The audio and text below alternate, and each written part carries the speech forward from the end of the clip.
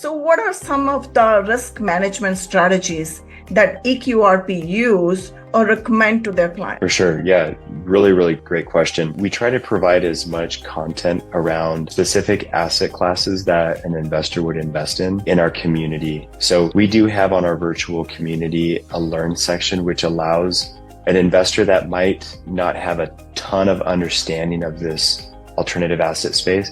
They can come in. They can actually learn directly from individuals like yourself who have been in the profession long enough to actually speak to an asset class. So we ask them hard questions, and now our investors and our members get to watch what a professional is saying and how they mitigate risk, how they handle challenges, how they vet an opportunity. So our members actually have the chance to sit down on their own time and actually watch this content and learn from the people who are actively doing it.